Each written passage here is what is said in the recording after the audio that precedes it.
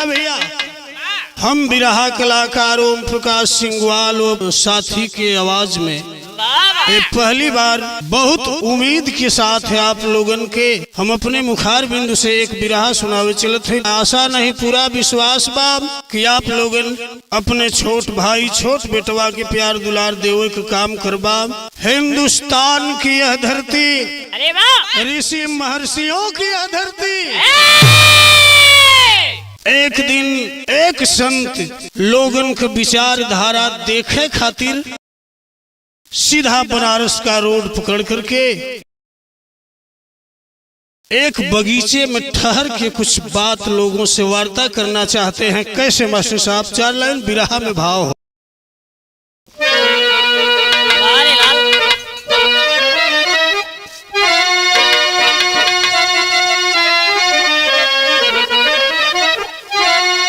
अब भावना साधना करके आराधना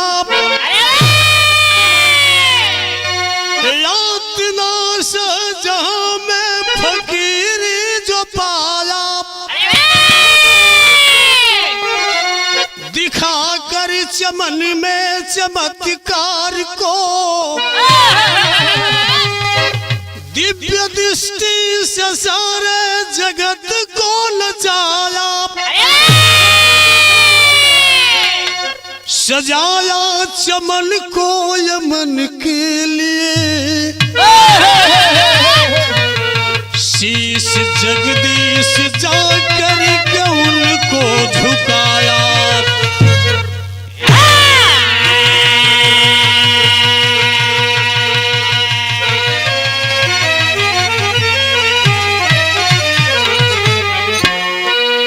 सजाया चमन को यमन के लिए, शीश जगदीश जाकर के उनको झुकाया। बिरहा में एक कव्वाली के अंदाज लगल मास्टर साहब।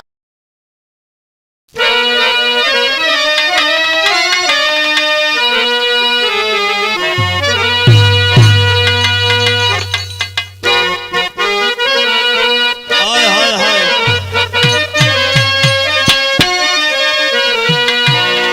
बेइरादा नजर मिल गई तो, बेइरादा नजर मिल गई तो, तूने दिल मेरा यूं मान बैठी।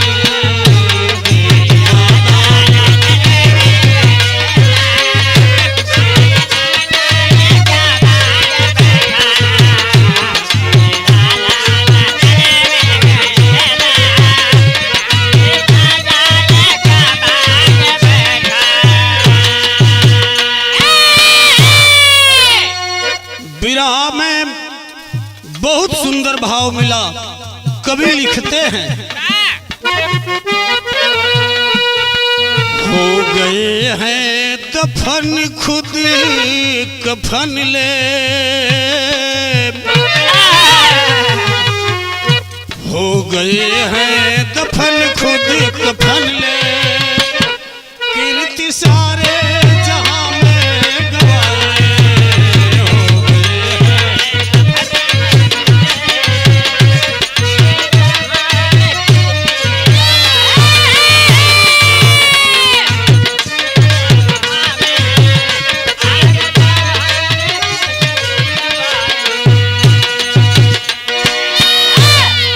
अरे हो गए हैं दफन खुद कफन ले,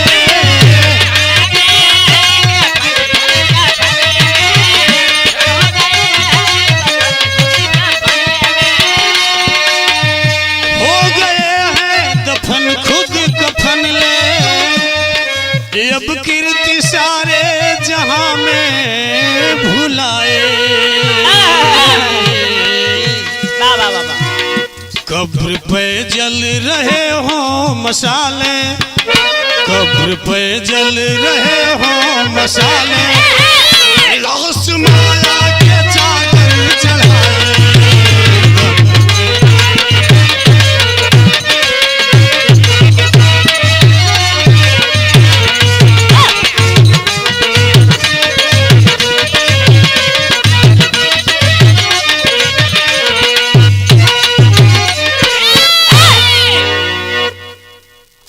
भैया कहानी बिल्कुल साफ साफ समझ में आई।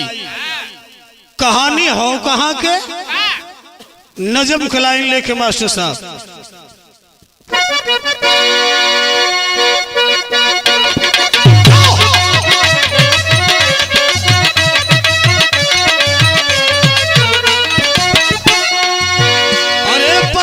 सत्यता की धरती पे लहराई है,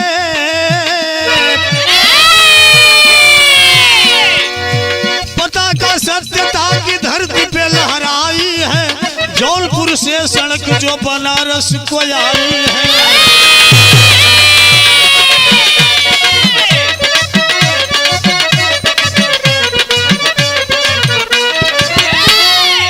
उसी के मध्य पड़ता आम का बगीचा हो, उसी के मध्य पड़ता आम का बगीचा हो।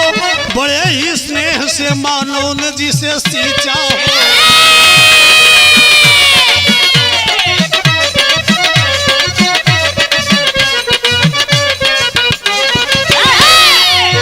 फकीर शाह एक दिल देव रूप आए हैं,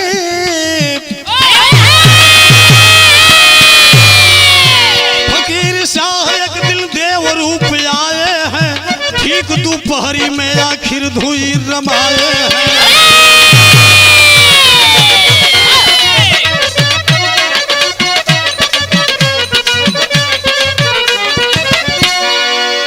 ए भैया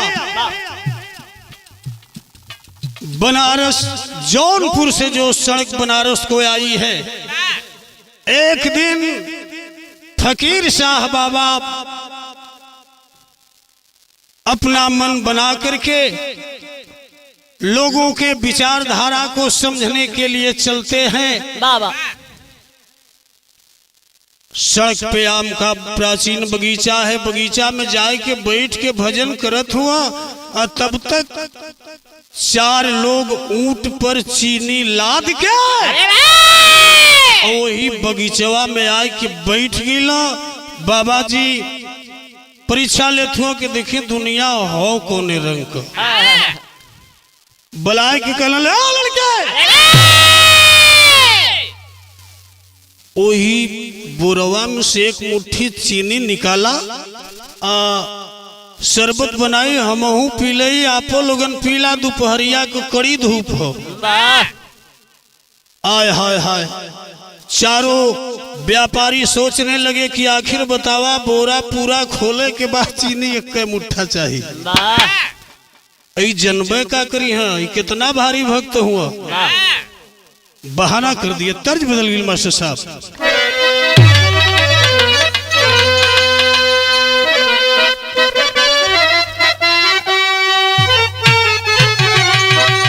कोनो दुलही का दुल्हा गौना कराए के प्रदेश बसल बाय, दुल्हन ठंडी में तड़पड़ात हो, प्राणी के शिकायत कैलस।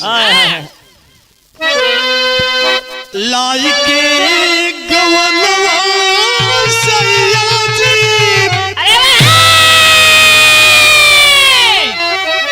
अब बसला सहार में उठैले दरदिया रजन, उठैले दरदिया रजन, गतरई गातार में उठैले दरदिया।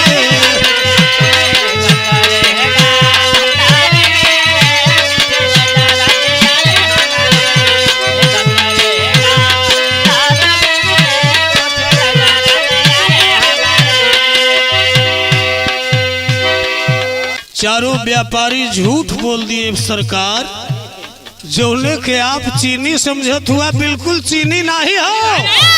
करके बहाना बोले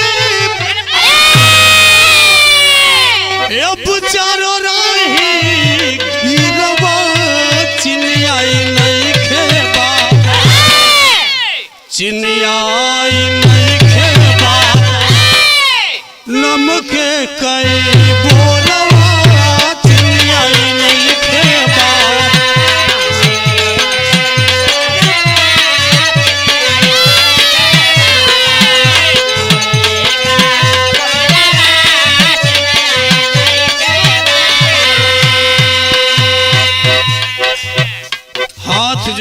चारों व्यापारी जाके खड़े हो गए। सरकार, जौने के आप चीनी समझत हुआ वो नमक हो।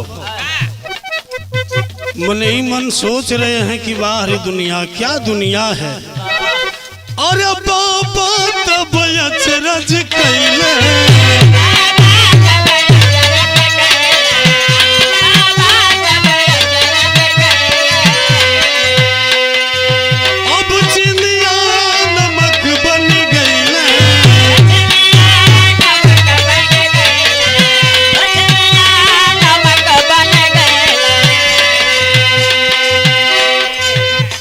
दृष्टि से देखने लगे महाराज जी कि आखिरी नमक हो कि चीनी हो। बड़ा कष्ट हुआ, दिल में परेशान है महाराज जी। बाहर है दुनिया क्या समाज है। अरे वाह, आई के शरण में गिरल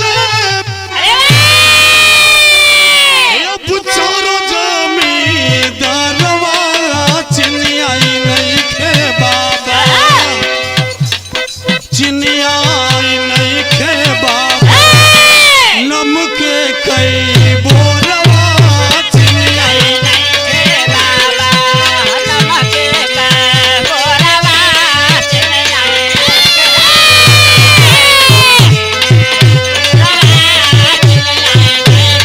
बाबा।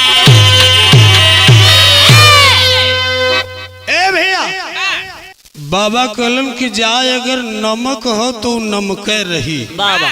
चीनी को बोरा लाद के जो ही चारों व्यापारी अपने घर की ओर बढ़े, बाबूजी दरवाजे पर गईलन, देखलन कि नमक बिल्कुल बोरा में भरल है। बड़ा परेशानी भयल, परेशान हो जाए कि बाबा जी के शरण में गिर गए। सरकार, बहुत भारी भूल हो गई हमसे, माफ कर दा मालिक। कल माफ करे लाए काम तो कोनो नहीं कैला आप लोगन, लेकिन जा गरीब आदमी हुआ लोग, गलती कह दिला, हमार माफ करे के काम हो। हम संत है तो लोग के माफ कहते देहली, लेकिन केहू से बतैया मत। चारों व्यापारी चल दिए, पूरे नगर में शोर हो गल कि वो बगीचा में जोन बाबा बैठल बान, वो भाई नमक के चीनी, चीनी के नमक बनाओ थो। गांव के लोग परेशान हो, कहला कि यार बाबा जी से भेंट करे के बा। शोर कैसे भइल मास्टर साहब, तर्ज बदल गई।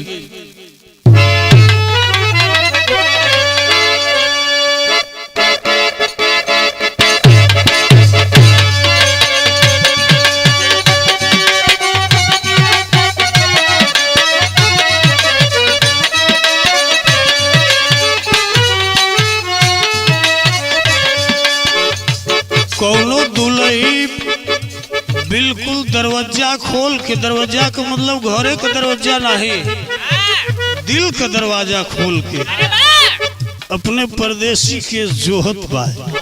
कैसे मास्टर साहब,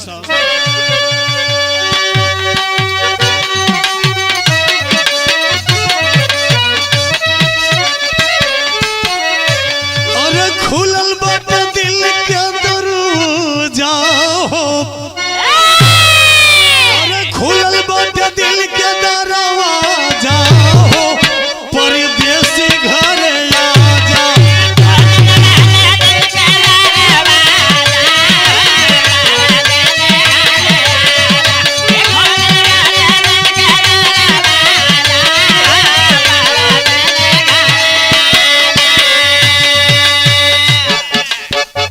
अब चर्चा भइल बचारू ओरिया, चर्चा भइल बचारू ओरिया हो, धन साहबन करिया।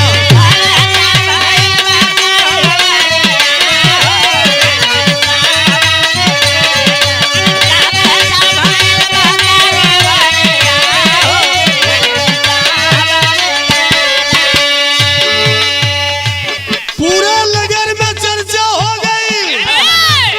बगीचवा में जोन महाराज जी बैठल हुआ बड़ा जानकार हो, गांव के लोग जाए के समझावत हुए कि महाराज जी आप बड़े काम का चीज हुआ, हमने सोचा थे कि बगीचवा में न रह के चल के आप हम लोगन के बस्ती में बस जा। बाबा जी पूछत हो कि आखिर कारण का हो, लोग समझावत हो। अरे लोग समझावे बाबा चुरई लेके आई।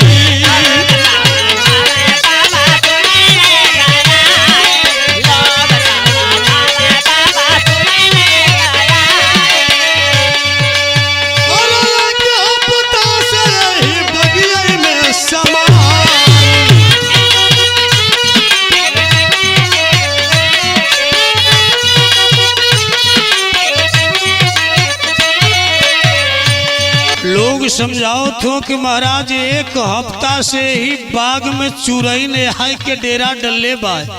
लोग समझावे बाबा चुरई लेके आई।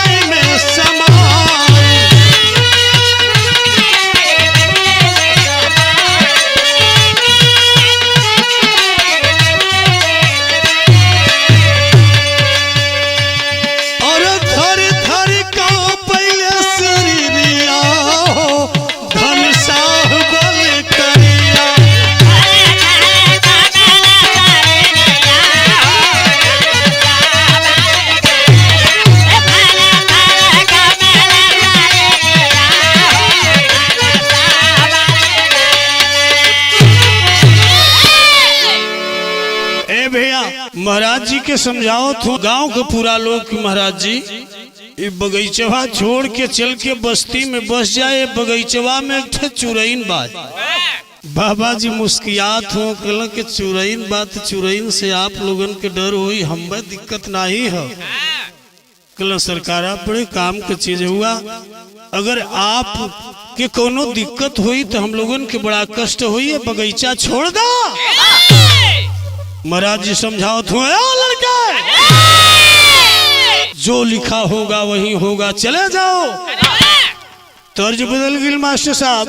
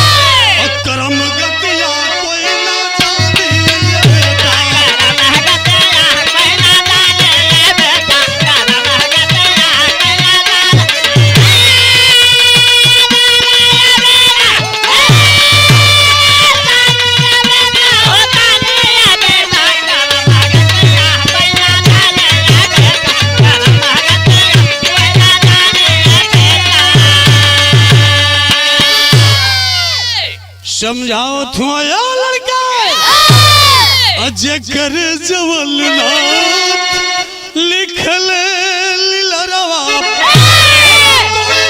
रोक पाई दे के पहरवा।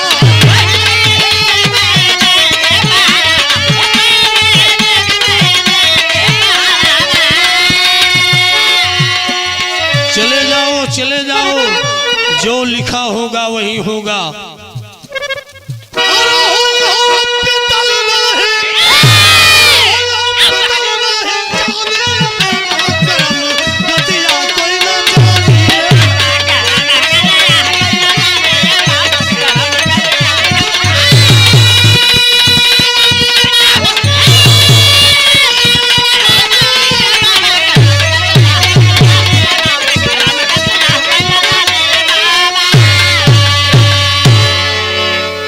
समझा करके भेज दिए गांव वालों को। ठीक जो ही 12 बजी है रात बाबूजी, एक नंग धड़ंग औरत, तन पे कपड़ा नहीं है, शरीर आग से झुलसी है, आय के बाबूजी के पैरवा पकड़ लेलस। बाबाजी का रोवत बाय और धुइया रमवले सबके समझाई में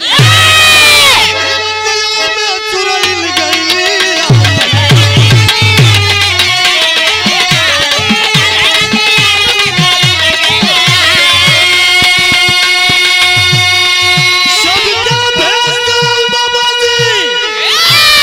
वही 12 बजी है रात बाबूजी, एक नंग धड़ंगे औरत आग से जली है, आय के बाबा जी के पैरवा पकड़ के रोत बा सरकार।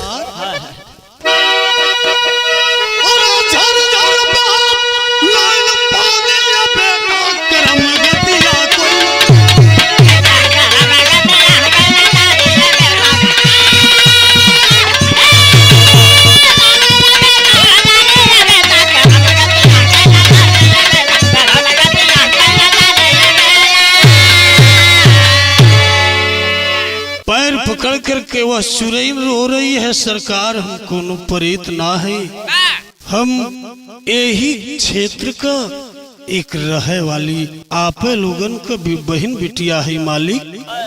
टेरी के भाव लगल मास्टर साहब।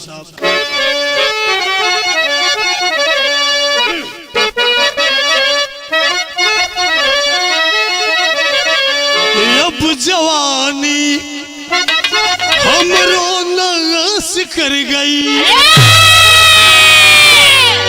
माता पले कुमाता करके पर्दा फास,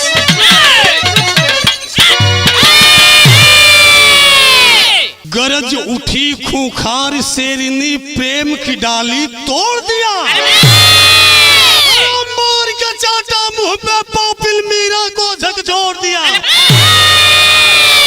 सूली साया जिगर से तेरे जल्दी ही हटवा दूंगी, ऐसी शादी करूंगी तेरी जीवन नरक बना दूंगी।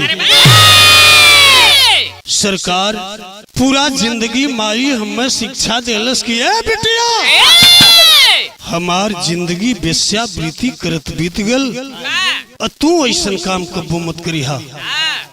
एक दिन एकटे सेठ जी अइला सरकार, माई हमसे चाय मंगौला, चाय लेके गईले, सेठ जी हमें देखत रहलन, चाय रख के चली ली सरकार।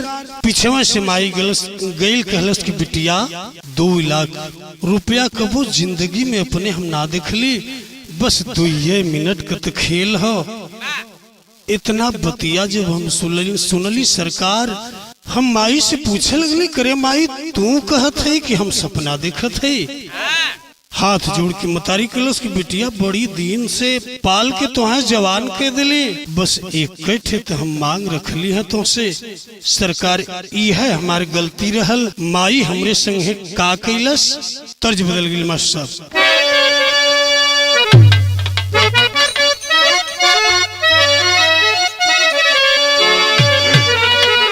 पकड़ी चरनिया अब रवत चोरनिया हो, हम न परत बाबा रखिया देर जावा, हमरे जीवनिया के सुन के कहानिया हो, धीरज बनाए लाए फटियाल कर जावा। हम कहीं दूर को कहीं बाहर का ना है सरकार, काशी के निवासी दाली मंडी के मतारी मोरी, करत वेश्यावृत्ति बाबा बिना बोली जवाब, बदली नुपुर भरी पुर मर जवानी देखी, कैली नकार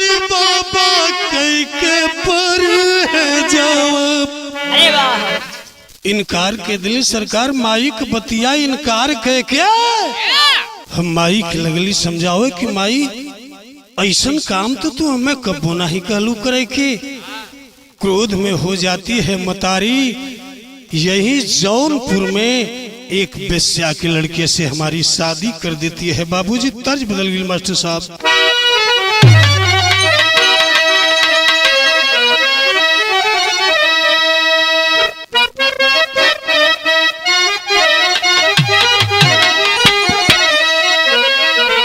खटिया के नीचे बैठल चोरवा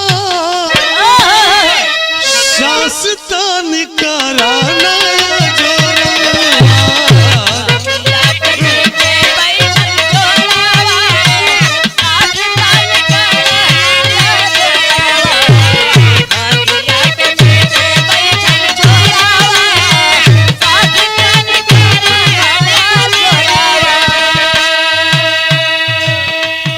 जोड़ के वह लड़की चुड़ैल के रूप में लड़की बाबा जी को पैरवा पकड़ के कल सरकार अपनो बचावई में इज्जतिया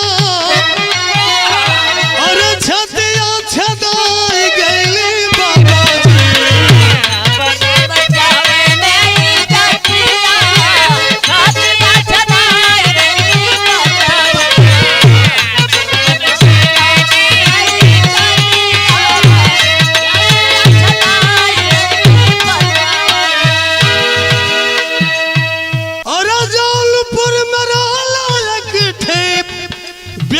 के ललना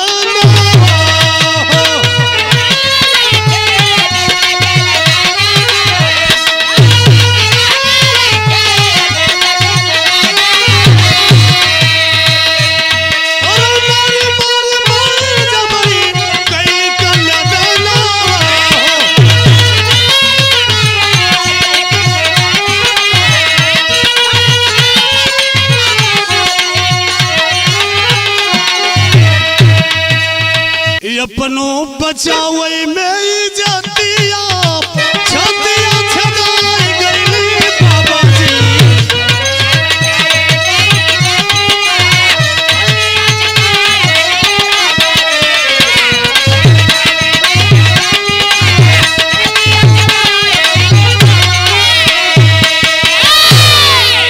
क्रोध में आके मतारी हमरे संगे का कैलस सरकार पूरी बयान वो बिटिया महाराज जी को पैरवा पकड़ के बतावत है।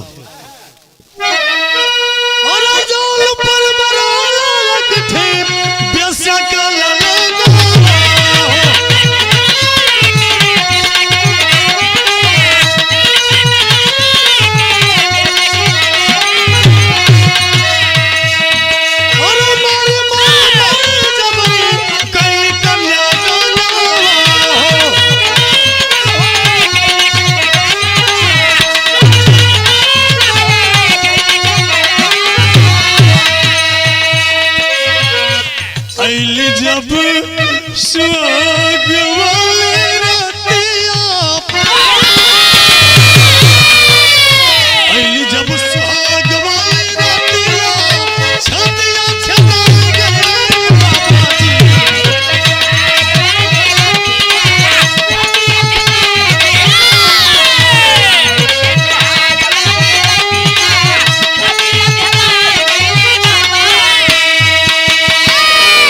माता हमारी शादी जौनपुर में कर दी सरकार।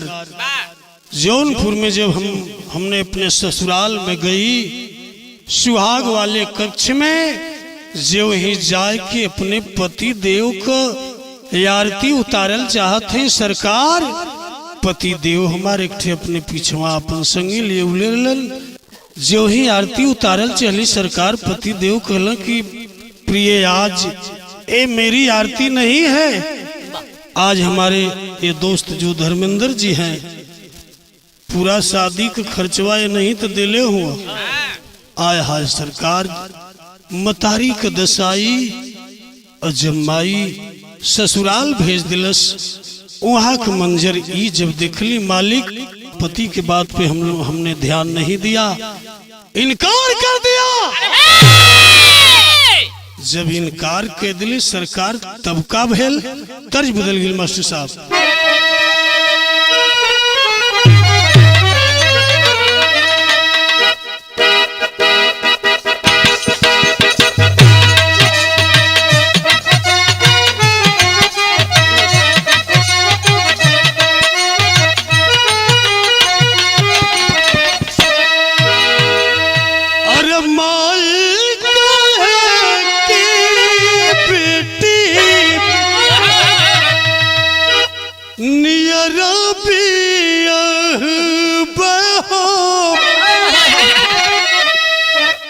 बाबू का बड़ी दूर हो,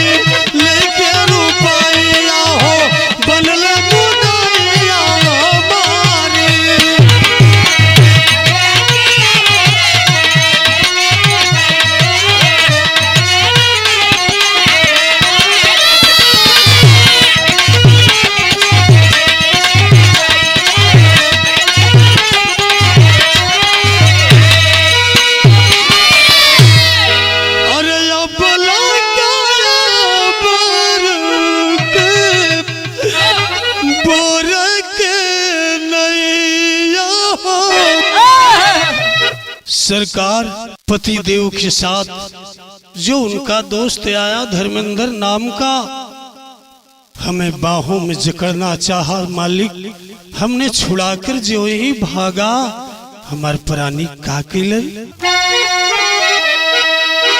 के तनो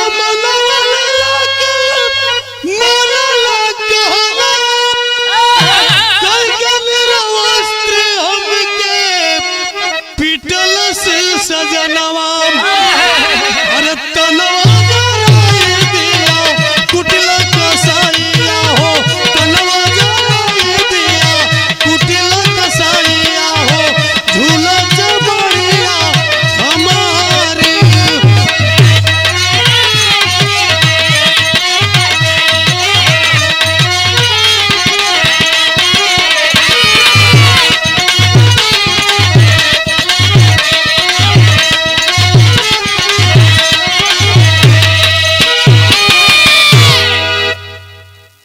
मिट्टी का तेल छिड़क करके हमारे पति देव हमारे तन में आग लगा दिए। सरकार भागती हुई यही जौनपुर की सड़क पकड़ करके हमने जब यहाँ आया बगीचा में, किसी प्रकार शरीर की आग तो बुझ गई लेकिन शरीर की जलन नहीं जा रही थी। सरकार ही आम के बगीचा में हम रहीला, गर्मी होला, रात के निकलीला। सरकार यहाँ के लोग हमें चुड़ैन कह के डरा जालन, घर से बाहर कोई नहीं निकलत।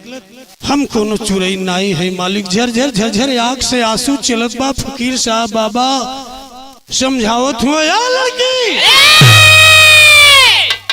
बता दे बेटी, क्या इस समाज में तू जीना चाहती है? हाथ जोड़ की वह चुड़ैन रूपी लड़की रो रही है। सरकार हमें इस समाज से अब कोई मतलब नहीं है, हमार दुनिया में न नैहरे हो न ससुरालय बचल मालिक। आपके चरण में अगर हमार सासा रुक जात मालिक तो ऐसे नीक कुछ नहीं रहा है। कहना है मास्टर साहब पहपट के अंदर भाव।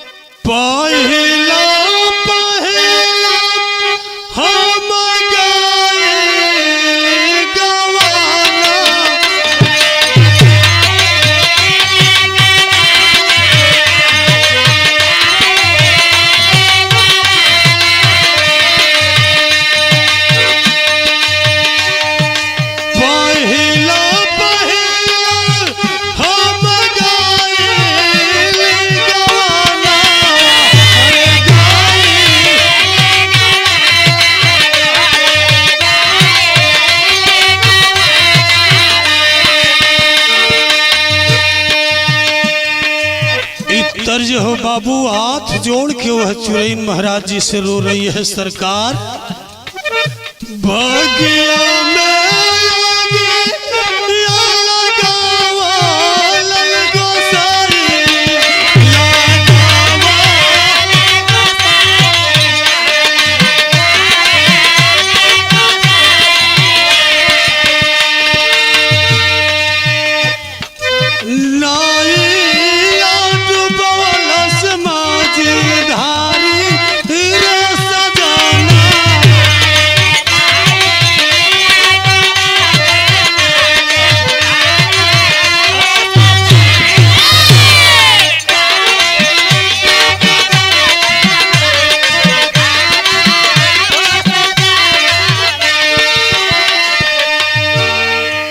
मैं चुरैन के नाम से लोग जानलन मालिक, कहे चुरैन सब सुने ना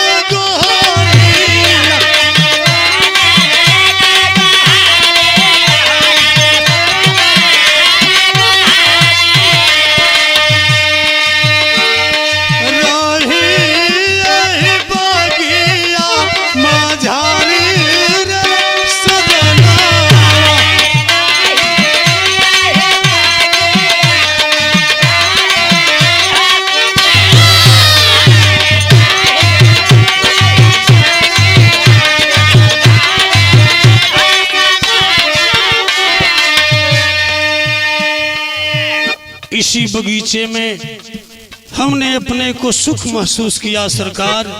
यही बगीचवा में रही लाल, रात के जब जलन होला थोड़ा सा हवा लेवे खातिर मालिक निकली ला, लोग हमें चुरैन कह के डरालन।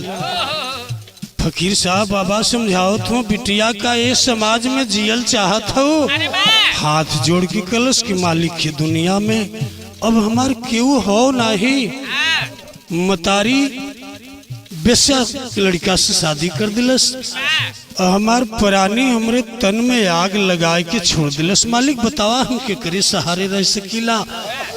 पहपट के अंदर भाव हमार साहब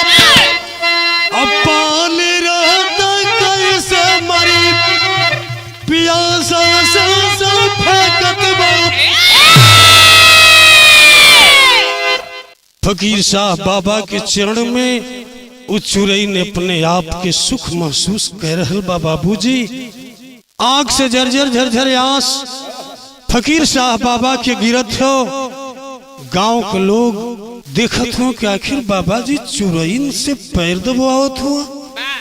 बहुत जानकारी बा महाराज जी के भाई, आल्हा के अंदर प्रमाण हो मास्टर साहब।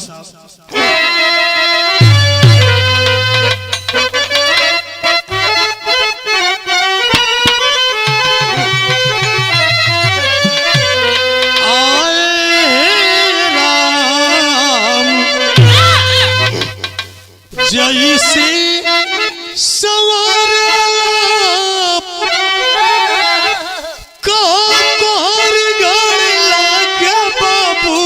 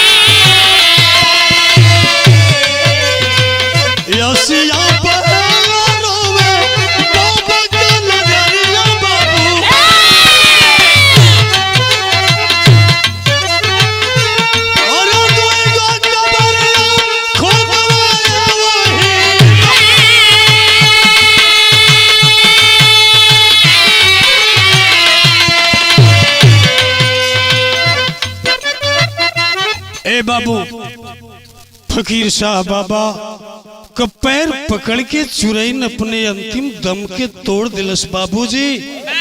सवेरा हुआ, गांव के लोग जुट गए, बड़ा खुशी का माहौल है। चुरैन के तुम आए दिलन बाबा जी, आग से झरझर झरझर आस बहत हो, समझाओ हुए लड़का।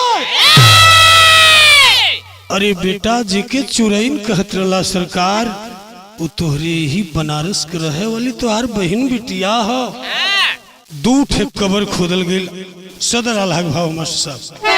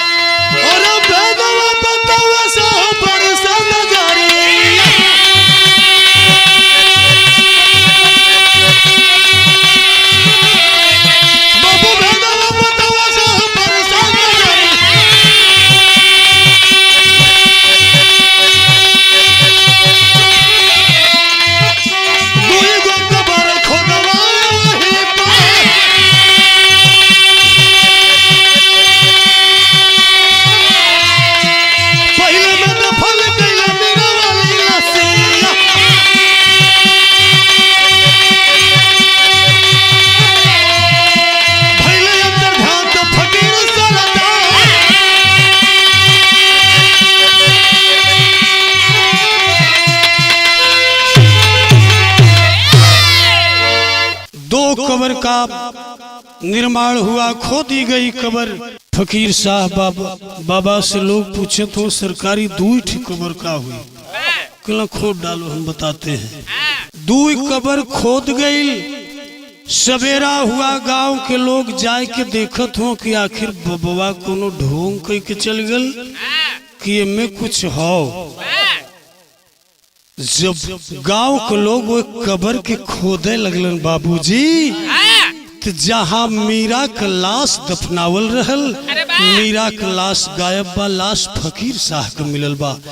वो स्थान कहाँ बनल बाबू? खड़ी के अंदर प्रमाण हमारे साहब।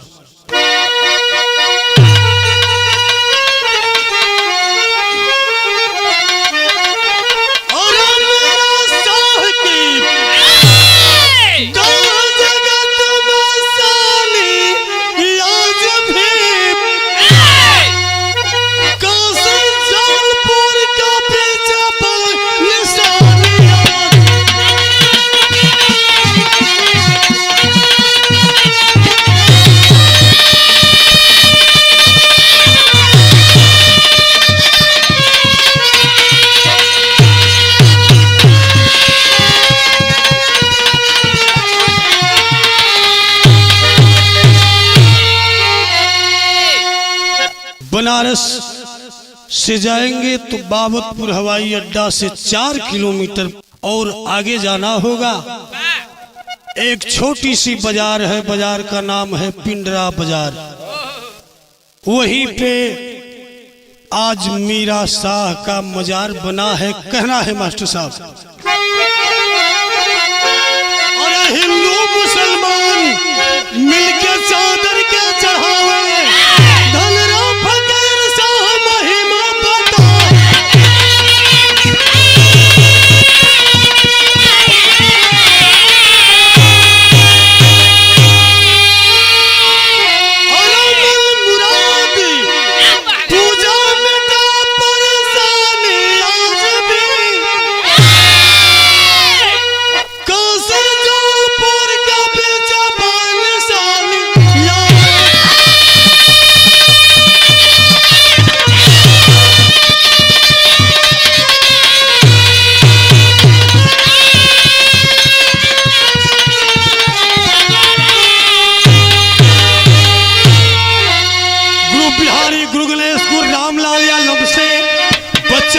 कवि चंद्रिका आंसू बहे कलम से।